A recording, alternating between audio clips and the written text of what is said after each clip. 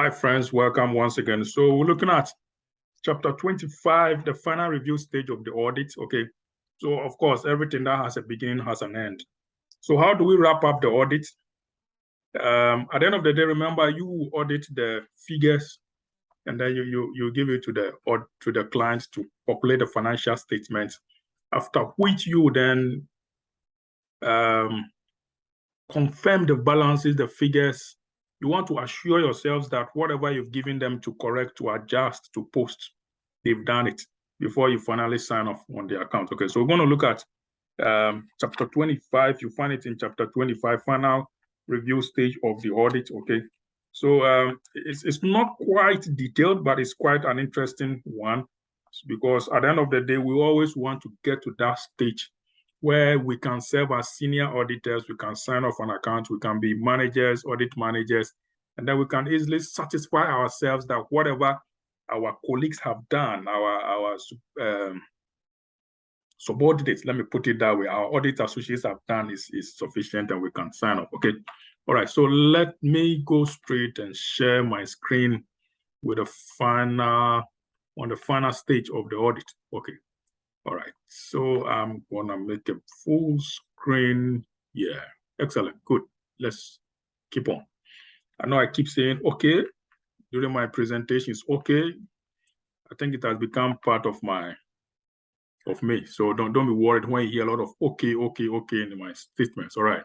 So at the end of the day, we want to see how we can explain the process for auditing opening balances and comparative figures. That is, if you are a continuing auditor or you are a new auditor. Continuing auditor, I mean, you were the one who audited this client last year and you are doing it this year.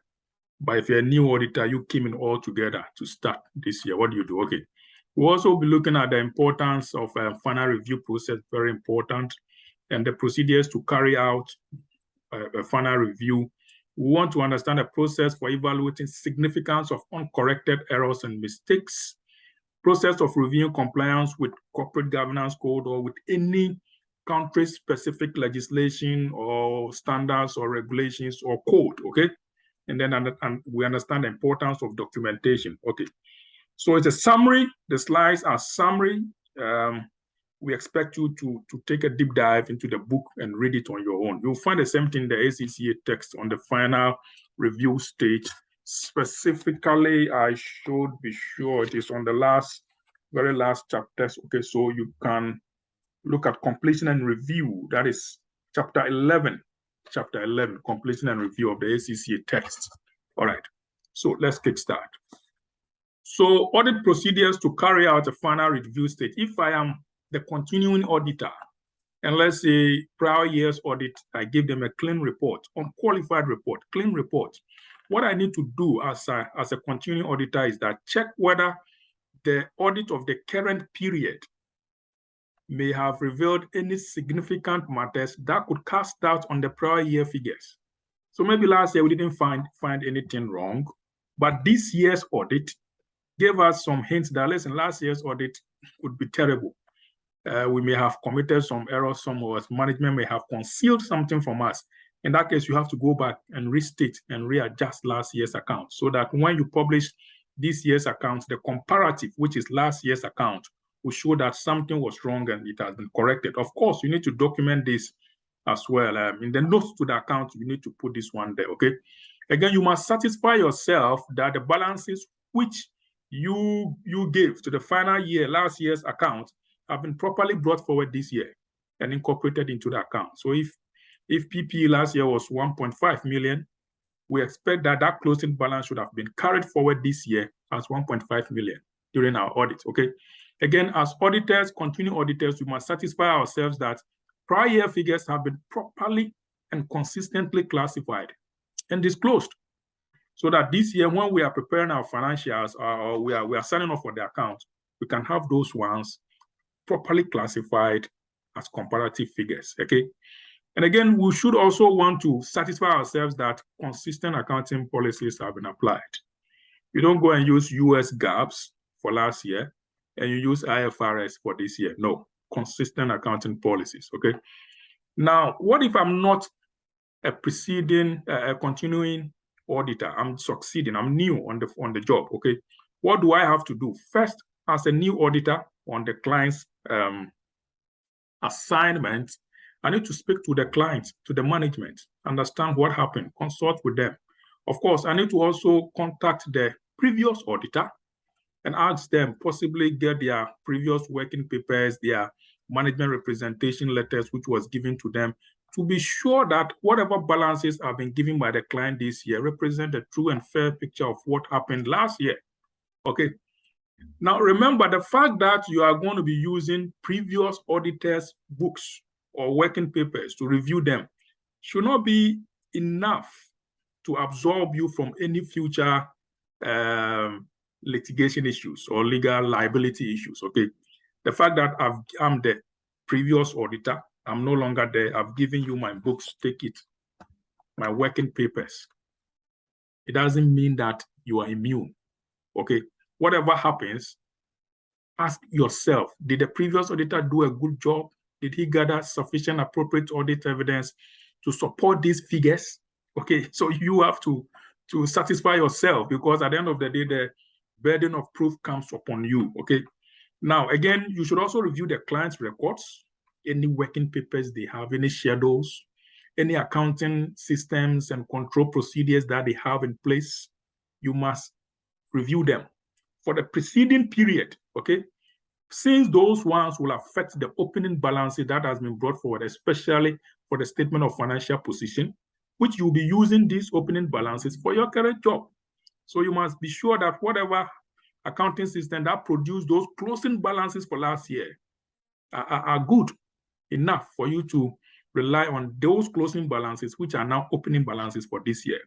Also, you need to consider whether the work done on the previous year's financial statements provides evidence regarding these opening balances. Did they just copy and paste, accepted the client figures, or they really worked? Okay, the previous auditors worked to give you these opening balances. If necessary, there are 3 accounts. Sometimes people go to 4. The PPE, they include it as well, if necessary, because those areas are the areas which are susceptible to misstatements. Okay, and then I don't want to say fraud, but it could happen. Okay, so consider, if necessary, substantive testing of the opening balances of receivables, number 1, payables, number 2, inventory balances, number 3, and even PPE. Okay, if possible, review the inventory count sheets, which was used by the previous audit, and based on that, use that one to form a basis for counting for this current year. Okay, all right.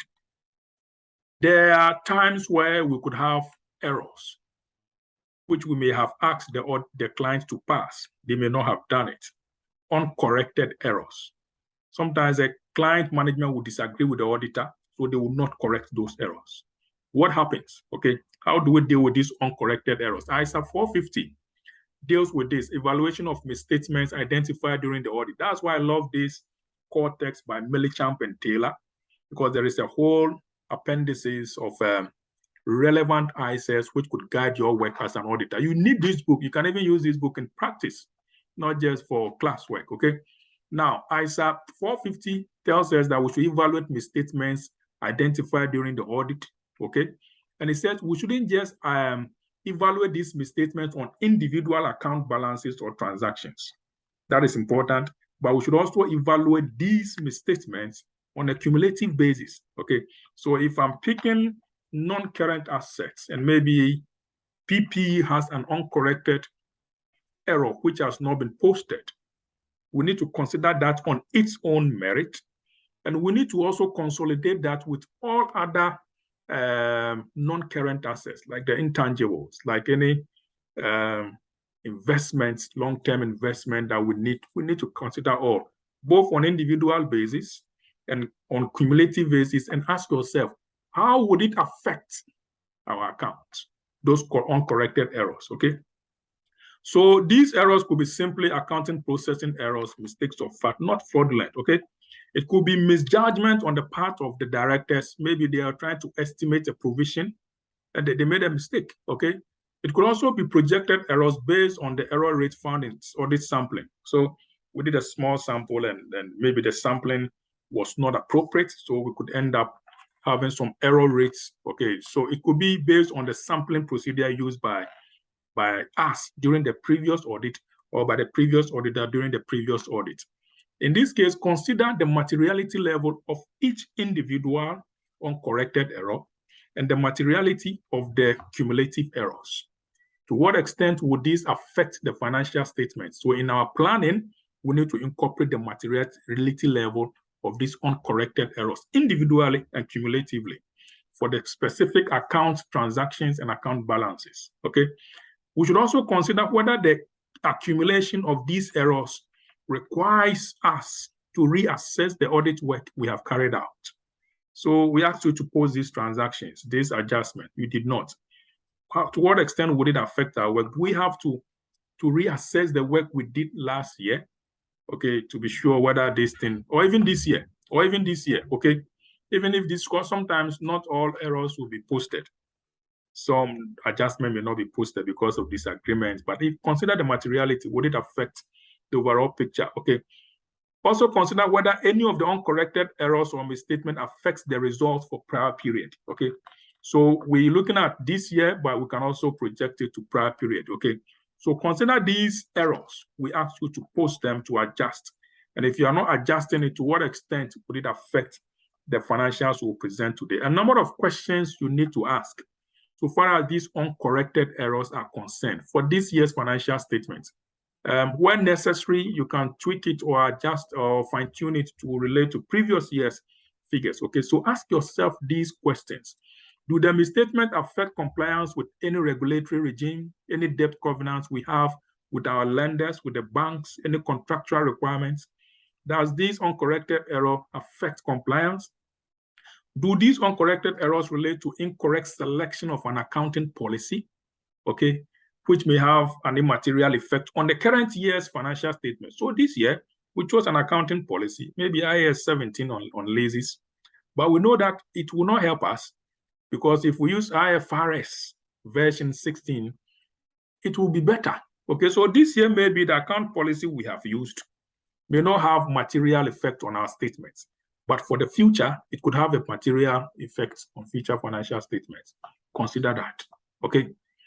Also, are these uncorrected errors actually masking earnings? Management will have some earnings scheme. They want to cover things up so that they will get some bonuses, okay? Consider the general condition. Now that times are hard, cost of living is rising. Are these errors which have not been corrected masking something? Are they covering something? Try to unveil it. Would the uncorrected errors affect any accounting ratios? Accounting ratios that could help us evaluate the entity's financial position, financial performance, and cash flows. Do they affect segment information represented in the financial statements? And do these, like I said earlier, uncorrected errors have any effect of causing of breaking the agency theory, okay, where management want to satisfy their own whims and caprices at the expense of the shareholders? They want to get more bonuses and incentives at the expense of actually representing the right thing, okay? Also, do these uncorrected errors relate to other parties, maybe external parties, maybe even inter-party, related party transactions, okay? Consider whether it relates to any of them. Now, do they represent or affect the presentation of information not specifically required by any applicable financial reporting framework, but which, in our judgment as auditors, is important to any person outsider who wants to use this financial statement, who want to rely on this financial statement? So perhaps these errors do not relate to any accounting standards, any regime, any code or laws. But if these uncorrected errors are left unattended, would it affect the end user, the users of the financial statement, in making informed decisions? Okay, so again, we set an example, for example, information to be included in the management discussion and analysis or operating and financial review that may be reasonably expected to influence the economic decisions of the users of the financial statement. These do not really relate to a specific or applicable financial reporting framework, but just for the sake of these, narratives plugged into our financial statement. Anyone who takes the financial statement, would that person be misled? Okay, would that person be misled? Then we need to consider those. And of course, when we see that these things could have material effect on the decision-making of external parties or on anyone taking an informed decision on the financial statement we are signing off as auditors, we may need to consider modifying our report, okay? Finally, when we are reviewing the account before we sign off, these are things we need to look at, okay? Consider the financial statements which you have presented use acceptable accounting policies, and they have been consistently applied and are applicable, appropriate to the business. That is why ISA 315 comes in handy. Try to understand the business and know which accounting policies, acceptable accounting policies, codes, and laws applies to them, okay? Now, the results of the operations, you need to consider the income statement, the balance sheet, even the cash flow, and make sure that they synchronize, okay? Of course, from the income statement or statement of profit and loss, statement of comprehensive income, and balance sheet or statement of financial position, we could draw our cash flow statement. So make sure they sync, okay? They synchronize, they speak the same language, okay? Also check if there is adequate disclosure of all appropriate matters relevant to the informed decision-making of people, okay? And again, have they classified accounts appropriately? Have they included short-term loans and long-term liabilities? Have they included some internally generated intangible asset in the PPE section when they shouldn't have? Okay, when they shouldn't have even included it in the entire non-current assets because they don't meet the pirate criteria. Remember your FA 2 financial accounting, okay? So check whether they have been clearly disclosed. Again, there should be compliance with statutory requirements. Sometimes you don't prepare the accounts only in line with the IFRS or the GAAPs or country-specific ISS. Maybe the Companies Act requires you to also work or should disclose some information over there. There is also the need to check whether we have complied with any other relevant regulations, like the UK Corporate Governance Code of 2018, okay? There is compliance, so with relevant financial reporting standards. And most auditors will have a checklist. So they check, did they comply with this takeoff? Did they comply with that takeoff, okay? So they try to use this checklist. The idea is to facilitate the review to ensure nothing has been missed mistakenly, to also to show evidence that the final review has been carried out, okay? All information, whether financial information or non-financial information, once they need to be included in the financial statement that you sign off, must be free from misstatements and any anomalies. The idea is that you don't want your report to mislead somebody, especially when we know remember the principle of proximity. Somebody is relying on your statement. You know somebody will rely on your statement to make an informed decision. You must make sure your report, it is free from any errors. Again, as part of final review process, consider the accounting policies. Okay, consider whether the accounts are consistent with the auditor's knowledge of the underlying circumstances of the business. Also review the information in the accounts to determine if there are any anomalies, any abnormalities, any inconsistency. So you should understand the company better. Consider the effect of any uncorrected mistakes or errors. Should we leave them? Does it not affect our opinion? Does it distort the meaning of the report? If it is considered to be sufficiently serious, then we may need to modify the report. We don't have to give them an unqualified report. We can give them an except for, okay? Or we can even give them an unqualified, okay? But of course, if it is so extreme, pervasive, and material, we may want to disclaim our opinion, okay? Or even not to carry out the work, okay? Carry out any final analytical procedure. So you normally have a planning analytics and a final analytics. So carry out a final analytical procedure on the financial statements where you compare previous year's figures to current year figures to any budget they may have prepared, any forecast, okay? conduct some ratio analysis, some gross profit ratios, liquidity ratios, gearing ratios, okay, efficiency ratios, and make sure they jive with prior years ratios which were conducted. So prior year auditor may have conducted some closing reviews, okay, and conducted some ratios. Do same for yours, okay, and check if they jive, okay. If there is some significant deviation, you need to check that one, okay. Presentation and disclosure, after we've done everything, it must be presented, must be disclosed, okay. Now consider if any conclusion that any reader would draw from the report, from the material, okay, will it again be consistent with how the company is run, or the person reads a clean sheet and in reality the company is not operating on a clean sheet, okay. Consider that if the review has indicated that there were new factors which will change the policies we used in preparing the account, in presenting the account, and special attention needs to be paid to any going concern issues. Check these ones and make sure they are clearly stated, okay? Any new factors which could hinder the going concern or even pose as a challenge to the going concern status of the company. Consider if all matters of importance have been disclosed. Have they been included as notes in the account, okay? What about the form of the audit report we are going to issue? Clean report, qualified except for disclaimer. Consider this, okay? And finally, we'll move on. After this, we'll go to the next. Okay, auditors have to consider whether or not other information presented in the financial statements, in the account, in the corporate account, which the auditor will sign off, is consistent with the financial statement. So the chairman's statement, normally you see the chairman's statement, CEO statement, they will write something. You as an auditor, this report will be included in your report. This statement will be included in your report. So you must review it. Is the chairman saying something which doesn't match what you have audited?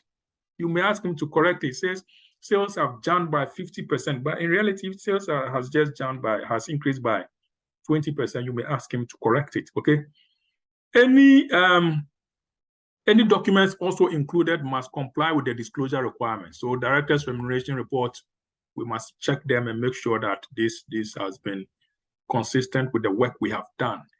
Any compliance with corporate governance requirements, because it is listed on the stock market, because it is a public interest entity, we must check all of these compliance issues and make sure that they sync or they synchronize with our report. Finally, the final review process is the last step you take as an auditor to be sure that the report which you are signing off provides or presents a true and fair view, and that you have gathered sufficient, okay, the right quantity of information, appropriate, reliable, the quality of information to support your opinion. So it is quite a period of reflection, a period of intensive reconciliation and thinking through and jiving the papers, okay? It is quite important. That's why you see senior auditors, the managers, the partners normally doing the final review stage, okay? It can take quite a long time. Normally, if you're not careful, the final review stage can take more time than almost the same time as what is done on the field. Now, areas where audit work might have been skimped, we want to quickly do this fast because we want to save time as auditors. We want to cut down on cost. Or because, we trust what the client has told us in the management representation letter or in the explanation. Those are areas we need to be careful about. Because at the end of the day, you skipped something small. And that alone can bring the whole company, audit company, down. Your reputation could be in the papers, in tatters, in the gutters, okay? So be careful that you don't skimp any work, do any shoddy work, okay? Auditor liability is quite important, okay? So otherwise, anything goes wrong, you will be the subject of discussion. Once again, we'll always give you some case study questions. Your exams is a case study. You have case studies throughout your exams. So you should be able to work through this case study question on page 398, Angela Goodbody in up and down, okay? And then we have some self-testing questions. And consider 2 examination questions, ACCA type lovely questions, and check if you can address it. Okay. All right, friends, I end here on this second note. It is also quite short, straightforward. So that is it. No further comments. I'll see you when I see you. Bye for now.